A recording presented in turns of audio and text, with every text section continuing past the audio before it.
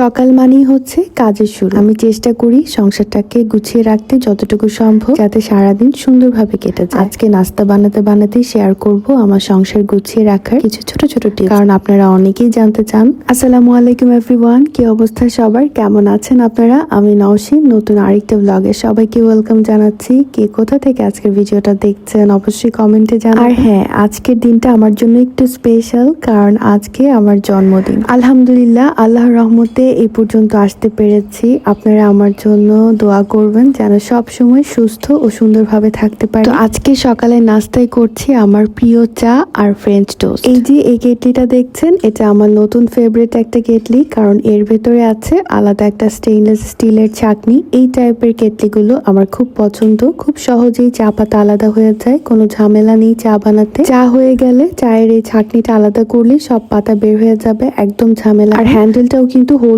করতে খুবই কমফোর্টেবল, গরম চা ঢালতে কোনো ভয় নেই। আর বাইরে থেকে সুন্দর চায়ের কালারটা দেখা যায়, তার জন্যই আমার গ্লাস কেটলির যে চা বানানোর প্রসেস, সেটা দেখতে খুব মজা লাগে। আর এই কেটলিটার সাথে ছোট ছোট 4টা কাপও আছে। যারা চা প্রেমী আছেন তাদের জন্য এই কেটলির সেটটা একদম পারফেক্ট। তো এই কেটলির সেটটা আপনারা পেয়ে যাবেন বাংলার সেরা ফেসবুক পেজে। আমি ওনাদের পেজটা আমার ভিডিওর ক্যাপশনে মেনশন করে দিব। তো যেই ছোট ছোট টিপস গুলো আমি সবসময় মেনে চলি, প্রথমেই হচ্ছে আমার দিনের শুরুটা হয় বিছানা গোছানো দিয়ে। এটা করলে রুমটা সঙ্গে সঙ্গে রুমটা একদম গোছানো দেখায়। তারপর হচ্ছে রান্না করার সময় গ্যাস আর সিঙ্ক একটু সাথে সাথে মুছে ফেলার চেষ্টা করি, এতে করে ঝামেলা কম হয়। প্রতিদিনই 10-15 মিনিট সময় দেই শুধু আগোছালো জিনিসপত্র ঠিকঠাক রাখতে। আর ফ্রিজের জন্য সবসময় ছোট ছোট বক্স ব্যবহার করি, এতে জিনিসপত্র খুঁজে পাওয়া একদম সহজ হয়। তারপরে টিপটা হলো সপ্তাহে একদিন ডিপ ক্লিনিং করি, এতেই বাসা ফ্রেশ। আর সংসার সবসময় গুছিয়ে রাখাটা আসলে খুব একটা সহজ কাজ না, কিন্তু আমি কিছু ছোট ছোট কৌশল মেনে চলি, ভাবলাম আপনাদের সাথেও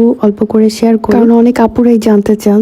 আমি তো এই টিপস গুলো আমার নিজের সংসারে কাজে লাগাই, হয়তো আপনাদেরও কিছুটা হলেও কাজে লাগতে পারে। আর আপনারা কি কি টিপস ফলো করেন সেটা আমাকে চাইলে কমেন্টে জানাতে পারেন। আজকের ভিডিওটা এ পর্যন্তই। সবাই অনেক ভালো থাকবেন, সুস্থ থাকবেন, আমার জন্য দোয়া করবেন। আল্লাহ হাফেজ।